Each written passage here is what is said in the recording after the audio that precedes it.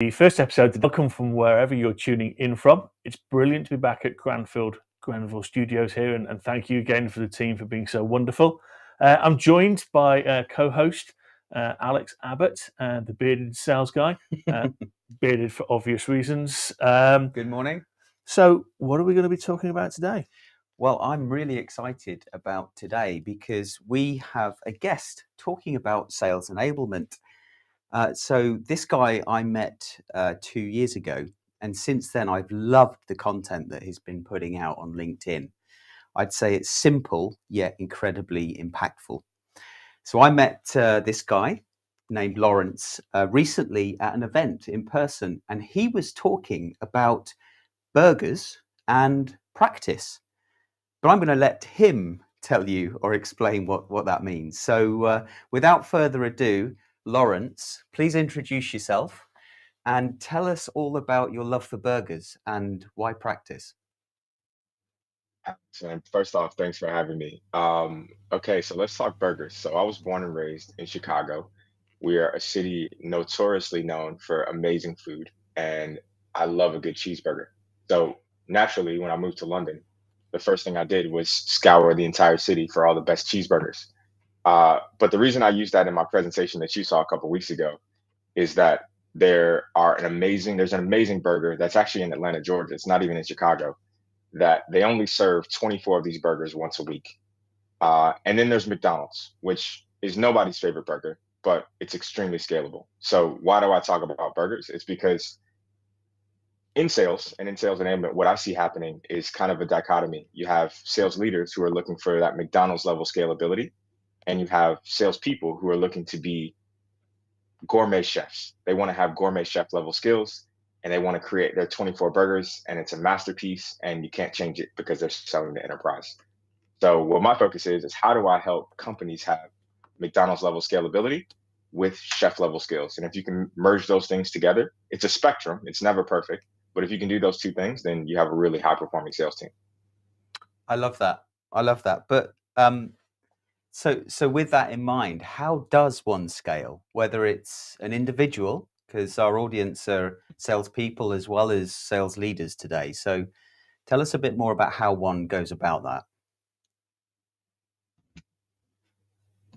Yeah. Well, the second part of that is really the answer. It's in the practice. So a lot of people think about SOPs and systems and tools when you think about scaling, which are all very, very important. And I love all my revenue operations people who watch this. But ultimately, what you need to scale a business is you need a culture and people that will scale. So the way that you can build culture, especially when you have a lot of teams who've gone remote now, is by creating opportunities for them to come together and actually develop and work on their skills. That doesn't mean sitting back and listening to a lecture for 10 to 15 minutes or going through a bunch of slides or being thrown a ton of information at them. It means actually taking the time to develop skills that are going to serve them in a sales call. Brilliant. Wow. I have to say, Jeff, I was somewhat skeptical about when I was told that someone was going to talk about sales enablement, because I hate the subject, but you've nailed it, because so many people are doing McDonald's, and actually to me it's not about the individual, it's about the number. But what you seem to be talking about is it is about the individual being the best version of themselves that they can be, and I love it. Though I am now slightly hungry. That's great to To be hear. honest, I'm We'll get a very burger after hungry. this. Yeah. Brilliant. So I think in the presentation, if I recall, you were talking about your love for basketball and practice. And, as a salesperson and sales leader, that's probably one of the things that we didn't do as often as we should have done. So tell us why practice is so important to you, Lawrence. Absolutely. So I'm going to tell you a quick story that hopefully brings this home, and it won't be about burgers. It'll be about basketball this time.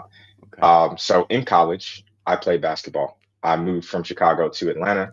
Let's just back up. I grew up in Chicago in the 90s. So if you know anything about the Chicago Bulls and Michael Jordan, if you saw the Last Dance documentary, that was basically my childhood. But I moved to Atlanta, Georgia to play college basketball. And I went to a small Division III college called Emory University. Now, we had a head coach who had just been hired from a large Division I college basketball program, which is the one you see all on TV and the big schools.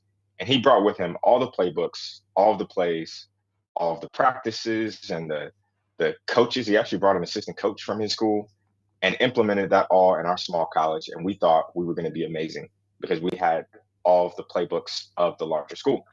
So that year, we went from last in the conference, dead last, 10 out of 10, to 8 out of 10, which is only slightly better. So before my second year, our coach decided he was going to take us up to the school that he coached at, and we were going to play against in an exhibition game against that team, which we would never play during our regular season. I guess here you guys would call it a friendly. So we played a friendly against this college, and the college is called Davidson College. And at the time, they had a small, scrawny point guard who looked like he was about 12 years old, and his name was Steph Curry. So I don't know if you know too much about basketball. I know this is a football country, but Steph Curry is a and really good rugby, basketball player. according to Andy. Yeah. You know what? Rugby World Cup, I'm a big fan. But I will say, if you know anything about basketball, you've probably heard about Steph Curry before. He's one of the best basketball players of all time. And I played against him in college, and they torched us for about 50 points. They were running all of our sets. We knew every play they were going to run. We knew everything that they were going to do, and we just couldn't stop it. And so after that season, going into the second season, we knew we weren't very good, and we understood the gap between where we were and what good actually looked like and what we should be accountable for. So the difference between our first season and our second season is the level of practice went to a different level, the level of focus, the level of communication, because we understood what we were trying to do and what we were trying to be, and we saw what good looked like. So long story short, we finished the season 3rd out of 10, which is a huge jump. And within 4 years, we were one of the top teams in the conference in terms of went deep into the conference tournament. So the moral of that story, all I want you to get from that is that you can have the playbooks, you can have the Sandlers, you can have the med pick, the social selling, whatever the playbook is, those are made by extremely smart sellers who have tens of years of experience. But you need to take the time to actually put that into practice and actually develop specific skills. And you need to understand what good looks like when you go into doing that. So that really changed how I view practice. And that's a feeling I've been searching for throughout my professional career. Brilliant. Brilliant. Now let's bring in Adam, because Adam has the perfect basketballing physique. Yes, it's like Magic Johnson. Yes, that's exactly. But I have the perfect physique for a basketball, I think, rather than for playing basketball. But I think what's really interesting, Lawrence, was looking through the content that you shared. Two things that you speak about really resonate with me. So the first of them is that there's a big difference between knowing and doing. And when we talk and coach people basketball, it's very easy to impart knowledge, very easy for people to understand at an academic level what it is you're asking them to do. Something entirely different to put that into practice. So that really resonated with me. But the other thing was learning from your mistakes. And I think that again is a really crucial thing. You know, in the current climate, the current world, people are vilified for making mistakes. They're not embraced as part of the learning process. And I find that amazing, because nobody can be brilliant at something first time out. You know, your evidence in point, your basketball team got all of the right tools, you go out to play and you get absolutely hammered. And actually, you know, that's something that we see time and time again, that people need to find their feet. They need to trial different things. They need to work out what's going to work for them and what isn't. I think, and that's particularly true in sales, which is a dialogue. You know, and I know what I'm going to say, and I know how you should react. That isn't necessarily how you do react, though. So those 2 points of what you speak about I find incredibly engaging. No, I really appreciate that. And something that kind of speaks to that is, I think in sales, we're not really given the ability to fail because of you have goals, you have a number to hit, you have short-term wins. And so teams that embrace failure, I find to be the most successful. And it's counterintuitive, but what I see happening a lot of times, even during practice sessions, let's say you're running a role play with your sellers, you're not actually in that improvement mode. You're in what's called performance mode, which means I want to show my managers, I want to show my VPs and everyone that I'm extremely competent, I know what I'm doing, and I'm an extremely capable seller. So what happens during performance mode is I'm not going to try things that I'm uncomfortable doing. I'm only going to do the things that I know work well, or that I'm comfortable, or that I've done in the past. So Mm. if you're in performance mode, you're not really going to get any better because you're not stepping outside your capabilities at all. And so, yeah, maybe you don't fail, but also you don't grow. Whereas in improvement mode, you're purposefully pushing yourself to the point of failure. You're pushing yourself to the point where you get uncomfortable and you're making mistakes, and you're probably going to look a little bit stupid in the process. So if you don't have a culture that supports that, then no one's going to be willing to push themselves outside of what they're normally capable of. And you're going to, rather than have 10 years of sales experience, you'll have 1 year of sales experience repeated 10 times over. I think that that's really interesting, because I think it's a big cultural issue in organizations. You know, everybody talks within all organizations that I've ever engaged with or worked within. Everyone talks about how this is a safe space. You know, you can make mistakes here. And actually you can't, because if you're in a sales presentation to a client, the worst thing that can possibly happen is that you don't make the sale. If you're in a role play environment internally with your boss there, you do it badly, and the worst thing that can happen is you get fired. So actually creating that culture is a really big issue, isn't it, for organizations? Yeah, it's a tough one to do, especially when you have numbers to hit, you have goals to focus on. I understand the pressure that's being put on chief revenue officers and VPs of sales, but in terms of what I try to do in sales enablement is to create a little bit of an insulation layer so that the team had the ability to try new things and develop. What I do genuinely love about this, Lawrence, is you've just said three things that link to three papers that I've been reading as part of my own research. So the first one is about psychological safety, and everybody knows Amy C. Edmondson outside of Harvard. So that exactly to that point about a psychologically safe culture is going to make that happen. But you then also touched on, there's a great author called Young. He released a paper called Learning in Practice, and he looked at something like 30 professions and basically said to get to journey person in any profession takes 10 years, to get to expert takes 20. But we've had this debate on SalesTV that actually in sales, yeah, you're right, we don't ever take people to 10 years. In learning, we take them through the first year time and time and time again. It's negotiations, and therefore you're right. That comment you just made, which is they don't get to 10 years, they get to 10 times one.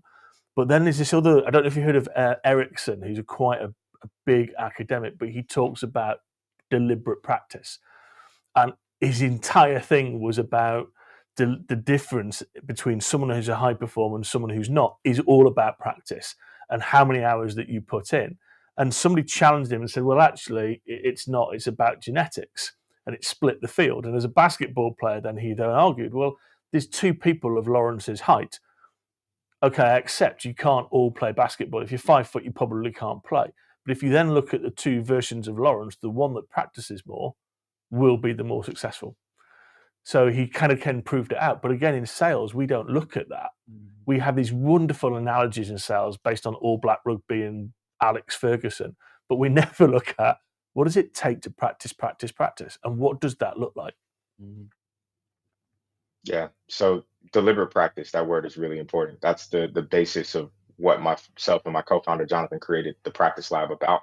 It's the idea that all practice isn't created equal, and you need to have a clear picture of what good looks like. And you also need to be very focused on what specific skill you're trying to develop. You can't run a 30-minute role play and then have 10 pieces of feedback at the end and expect someone to get better at the end of that. Rather, let's chunk it down into just the moment that your prospect gives you an objection. And rather than jump into our bag of objection overcomes and shoot one back at them, let's just take a moment to acknowledge what they said, acknowledge how vulnerable they had to be to actually say it, and then ask a question that's led with curiosity to get more information about that objection before we jump straight to the objection overcome so that their walls don't go up.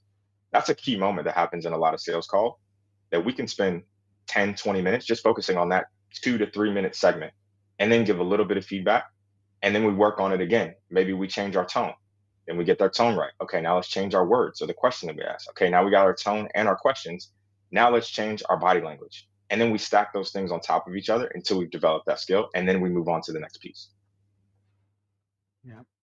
You see, I told you you'll like this discussion. You did. Andy. You did. You did. Is there more to show though? Is there some slideware we've got or some images? Well, there is, but I'll leave that up to Lawrence. One thing that I've loved about your content, Lawrence, is as I said before, it's how it delivers, simplicity. That it's such simple diagrams that you use, but I find them so impactful. They really kind of hit the mark. I don't know if now is the time you want to bring some of your slides up and show us, or Yeah, let's jump into it. I'd love to. Okay. So this first one is how you get chef level skills with McDonald's level scalability. And there's really three components to be able to do these things. The first one is accountability, process. Process accountability, really what that means is what good looks like. So we know what Davidson and Steph Curry's team is able to do. We know we're not able to do it. So it really highlights that second layer there, which is the skills gap. And so then we have to be capable of actually developing those skills. So you have your practice capability to reach your process accountability. And if you can't reach that, then the things you're being asked to do, you're not actually capable of doing. So as a seller, if I'm being asked to do things that I don't know how to do, then, and I don't have the opportunity to practice, that's only going to make me more anxious. That's going to increase anxiety because I realize I'm not doing everything that I need to, but I don't know how. That's the problem. And then the third piece, yeah, sorry to jump in there, Lawrence, but that is the problem that salespeople all over the world are experiencing right now, and it's affecting their mental health. Yeah, I mean, it's all interlinked. Yeah, but let's keep going, Lawrence. This is this is really good stuff. No, sorry, I'm on a roll. I was gonna say, think about LinkedIn. You scroll LinkedIn and you have so much good information, but also it makes you aware of the stuff as you're doing your job that you're not thinking about. So if someone introduces a new idea and everyone is in a rush to be so smart on LinkedIn and say, oh, did you think about this? Or were you considering this?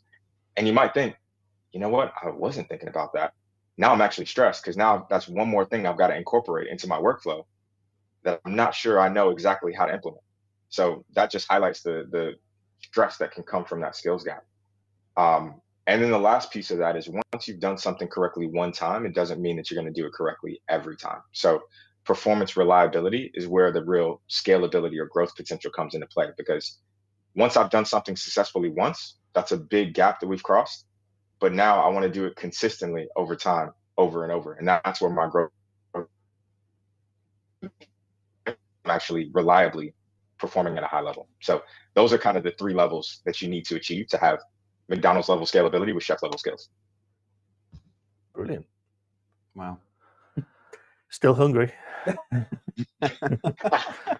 going to stop with the McDonald's. Oh, yeah. McDonald's is still serving breakfast right now. We got to wait another hour and a half before we can get a burger. Nowhere near Cranfield, mate. We'll be looking to find a McDonald's in about 25-mile radius, but there you go.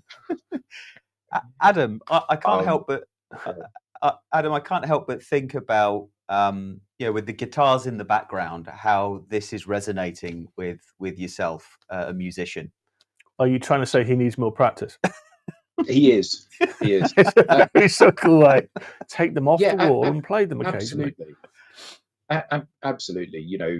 Building those foundations is crucial, and it isn't just in sports and music.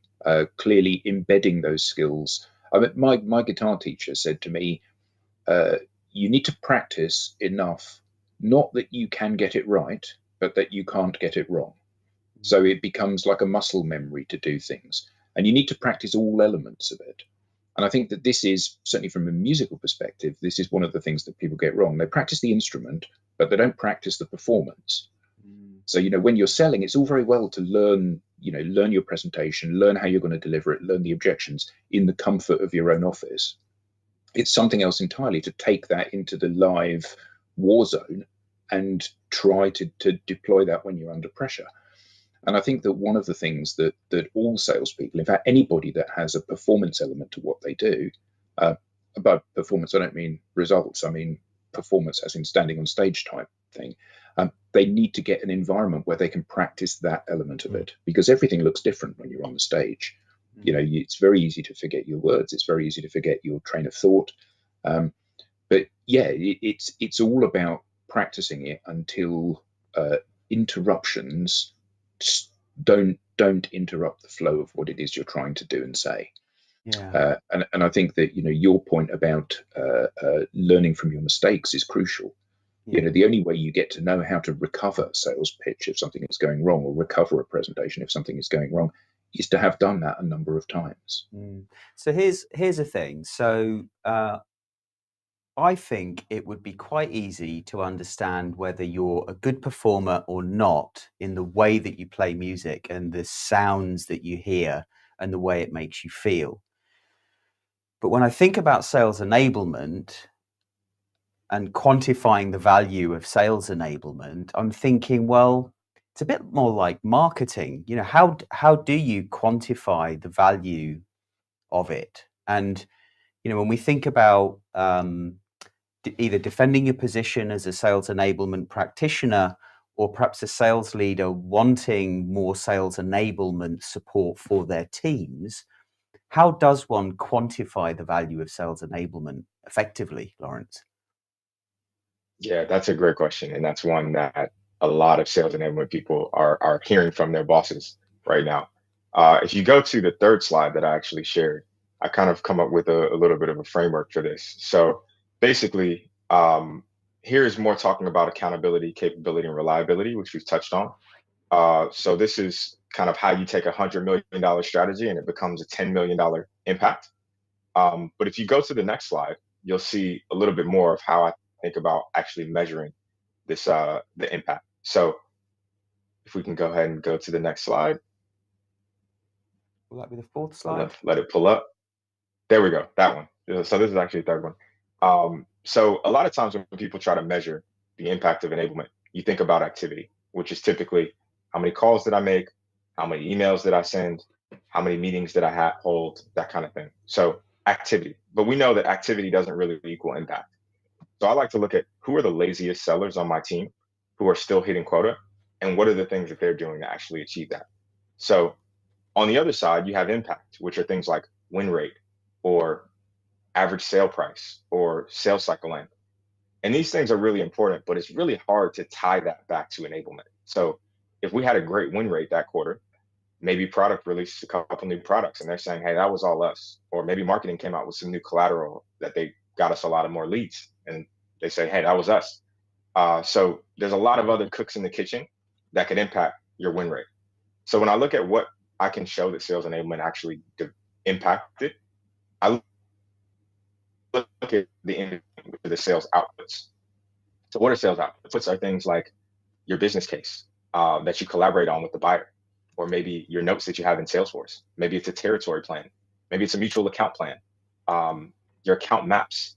These are all things that every seller has to do that are outputs of the seller experience. If you look at the seller journey, they have to engage with these pieces of collateral that they create or collaborate on.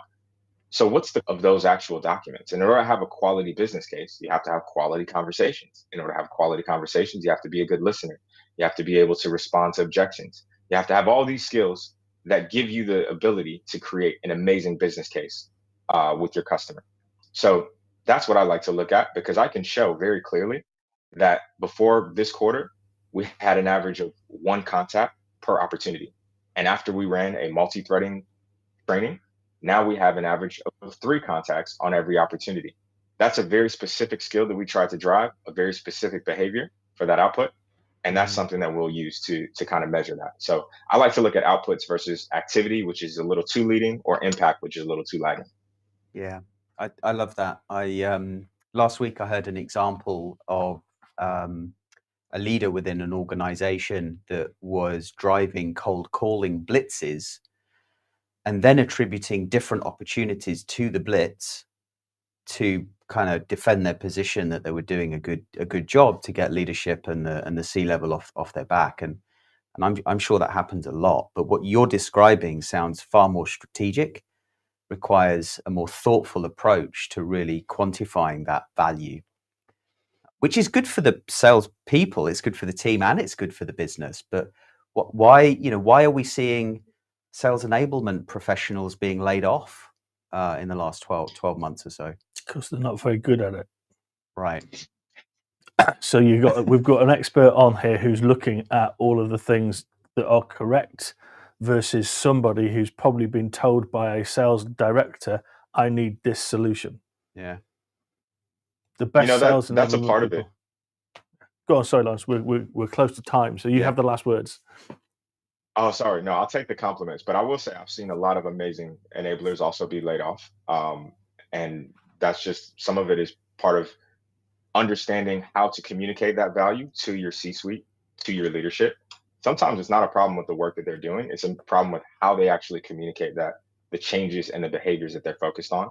And what you have end up happening is the reactive, in the moment, random acts of enablement saying, hey, let's run a training to do a call blitz versus saying, hey, let's be strategic about what we're focused on and let's pinpoint the specific behaviors that will drive win rate or that will drive close deals. So I think there's some great enablers out there, but I think that sometimes we struggle to communicate exactly how we're being strategic when we go about our jobs. Yeah, Great thank you. ending. So thank you very much, Lawrence. Thank you, Adam. Keep practicing the guitar. Thank you, everybody, for the great comments. Chris Capon, Dale Childs, and everybody else. And thank you for the team here. And we'll see you on episode 2 later today. Bye all.